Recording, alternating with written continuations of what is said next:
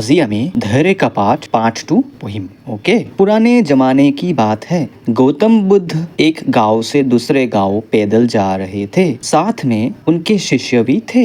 उस दिन बहुत गर्मी थी। क्षण भर विश्राम के लिए वे एक वृक्ष के नीचे तृण्य पर बैठ गए। उन्होंने एक शिष्य से कहा, बहुत प्यास लगी है, कहीं से थोड़ा सा जल ले आओ। शिष्य ने आसपास देखा। वहाँ एक छोटा सा पोखर था। पोखर में एक बैल जल पी रहा था। शिष्य वहीं से जल लाने के लिए आगे बढ़ा। उसे देखकर बैल डर गया और जल से होता हुआ निकल भागा। इससे जल गंदा हो गया। शिष्य ने सोचा, गंदा जल गुरुजी के लिए ले जाना ठीक नहीं होगा। এতিয়া আমি অসমীয়া ধুনীয়াকে বুজিম। ओके, पुराने जमाने की बात है, माने बहुत आगर कथा। ओके, गौतम बुद्ध एक गांव से दूसरे गांव पैदल जा रहे थे। भगवान गौतम बुद्ध এটা গাঁৱৰ পৰা আন এটা গাঁৱলৈ কেনেকৈ গৈ আছিলে? पैदल माने খোজকাঢ়ি। ओके, साथ में उनके शिष्य भी थे। তেওঁৰ লগত কোন আছিলে? তেওঁৰ শিষ্যও আছিলে। उस दिन बहुत गर्मी थी। সেইদিনাখন बहुत গৰম পৰিছিলে।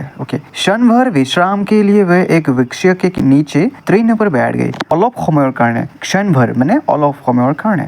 বিশ্ৰাম মানেটো কি আমি জানো? বিশ্ৰাম ল'বৰ কাৰণে তেওঁ কি কৰিলে? বৃক্ষ মানে হৈছে গছ, ডাঙৰ গছ। ডাঙৰ গছৰ তলত তৃণ মানে হৈছে বন। বনত তেওঁ বহি গ'ল। তো उन्होंने एक शिष्य से कहा, भगवान गौतम बुद्ध হয় তেওঁৰ শিষ্যক ক'লে, बहुत प्यास लगी है, बहुत পিয়াহ লাগিছে, कहीं से थोड़ा सा जल ले आओ, ক'ৰবাৰ পৰা অলপমান পানী লৈ আহ। शिष्य ने आसपास देखा। তেতিয়া শিষ্যই কি কৰিলে? ওচৰে পাজৰে চালে। वहाँ एक छोटा सा पोखर था। पोखर মানে কি বাৰু কোৱাচোন? पोखर মানে হৈছে পুখুৰী। ओके, वहाँ एक छोटा सा पोखर था।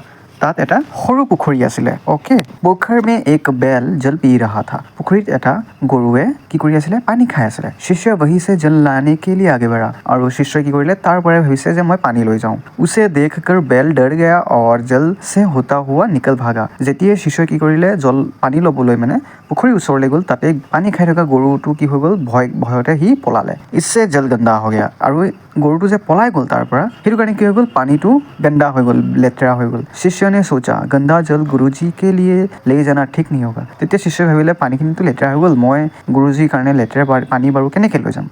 वह फिर आगे बढ़ा। তাৰপিছত শিষ্য কি হ'ল? আৰু অলপ আগত গ'ল। মানে সি ভাবিছে আৰু ওচৰে পাজৰে ক'ৰবাত পুখুৰী এনেকুৱা আছে নেকি সৰু ডাঙৰ। चारों तरफ देखा। সি চাৰিওফালে চালে। पर उसे एक जल का दूसरा स्रोत दिखाई ही नहीं दिया। শিষ্যই বেলেগ পানীৰ স্ৰোত মানে উৎস সি দেখাই নাপালে। মানে তাত আৰু বেলেগ পুখুৰী নায়েই।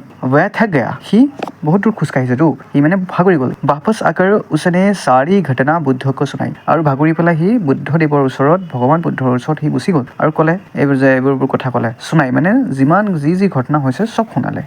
शिष्य की बात सुनकर सुबुद्ध मुस्कुराए और बोले। শিষ্যৰ কথা শুনি পেলাই বুদ্ধদেৱে শুনিলে আৰু মনে মনে হাঁহিলে। আৰু তাৰপিছত সি ক'লে যে, পুনৰ তুম উচি পোখৰ के पास जाओ। তুমি এটা কাম কৰা, আকৌ তুমি সেই পুখুৰীটোৰ ওচৰলৈকে তুমি যোৱা। अगर इस बार भी जल गंदा हो, যদি এইবাৰো পানী লেতেৰা হৈ থকা দেখা তুমি পোৱা, कुछ समय वहाँ तुम रुक जाना। অলপ সময়ৰ কাৰণে তুমি তাত ৰখিবা, অলপ সময়ৰ কাৰণে। पर जल लेकर ही लौटना। কিন্তু তুমি এনে গুচি নাহিবা, পানী লৈহে আহিবা। बुद्ध की आज्ञा मानकर शिष्य वहाँ पुनः गया। भगवान बुद्धदेवर কথা মানে आज्ञा मानी পেলাই তেওঁ আকৌ সেই পুখুৰীটোৰ ওচৰলৈকে গ'ল। इस बार उसने देखा कि जल निर्मल था।